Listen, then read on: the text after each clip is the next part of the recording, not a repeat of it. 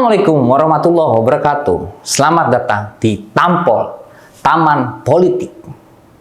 Pemilihan umum 2024 memang masih hampir 1 tahun lagi, tetapi para calon presiden sudah mulai diprediksi oleh para lembaga survei. Banyak memang yang percaya terhadap lembaga survei ini. Banyak juga yang tidak percaya dengan alasan semua adalah settingan dari pihak tertentu. Salah satu lembaga survei yang banyak dipercaya dan mempunyai kredibilitas terhadap survei-surveinya adalah Saiful Mujani Research Consulting atau SMRC. Lembaga survei SMRC ini didirikan tahun 2011 lalu. SMRC memang berakar kuat pada survei opini publik di Indonesia, sehingga SMRC hampir mendekati realita dalam setiap surveinya. Terbukti SMRC telah beberapa kali ikut mensurvei dan memang hasilnya mendekati hasil sebenarnya pada saat pemilu.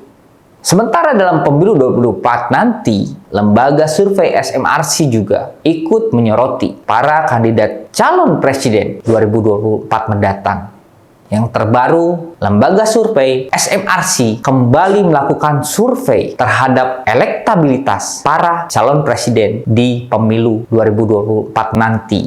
Dalam surveinya, SMRC melakukan juga simulasi head-to-head antara capres atau calon presiden Ganjar Pranowo dan Prabowo Subianto.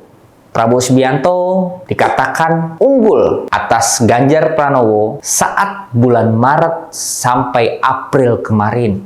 Ini kita ketahui, bulan itu Ganjar Pranowo tersandung opini Piala Dunia U20, di mana Ganjar Pranowo digiring untuk menjadi aktor utama kegagalan Indonesia sebagai tuan rumah Piala Dunia U20.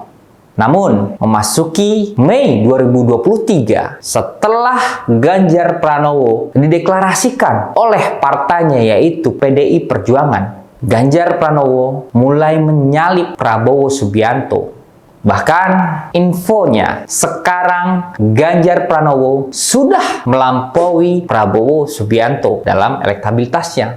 Ganjar Pranowo dalam tingkat pengenalan menang dengan hasil 46,6%, jauh melampaui Prabowo Subianto yang hanya mendapatkan 38,8%. Sementara pada survei untuk pemilih kritis, Ganjar Pranowo juga unggul atas Prabowo Subianto.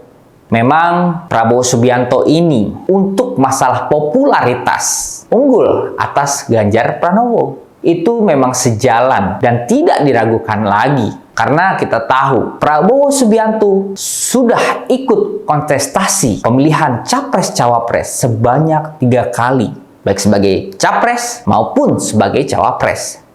Dan semuanya berakhir dengan kekalahan. Bahkan yang belum pernah ada di dunia sebagai rival Bapak Joko Widodo di pemilu lalu, Prabowo Subianto mau menerima ajakan untuk menjadi membantu Pak Jokowi sebagai Menteri Pertahanan.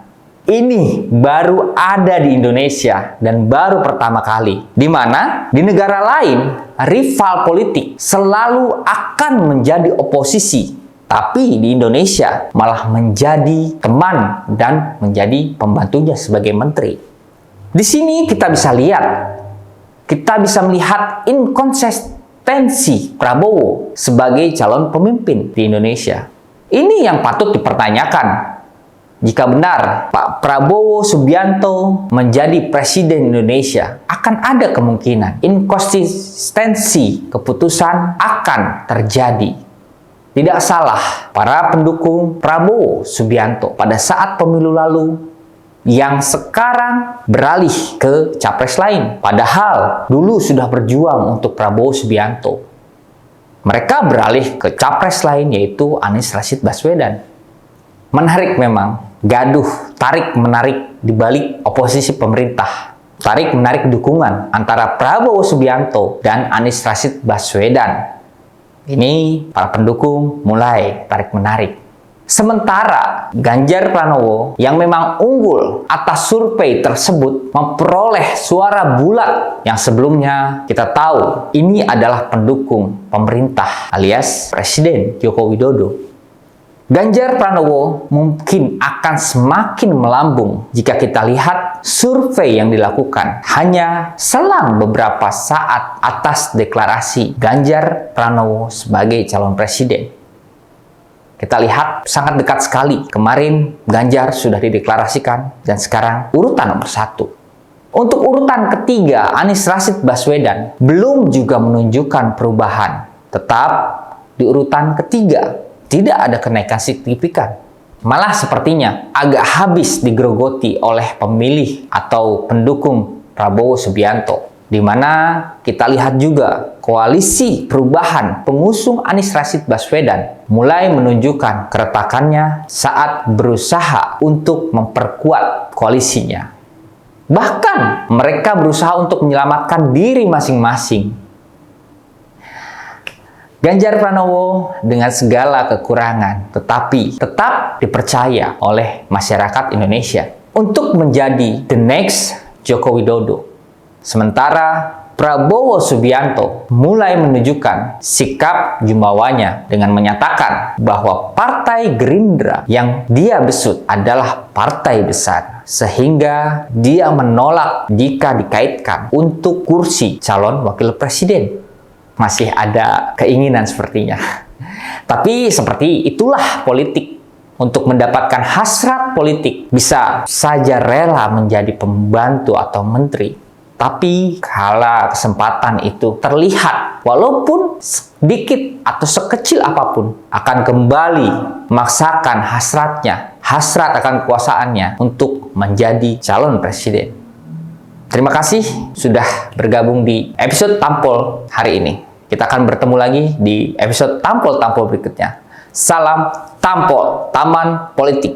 Wassalamualaikum warahmatullahi wabarakatuh.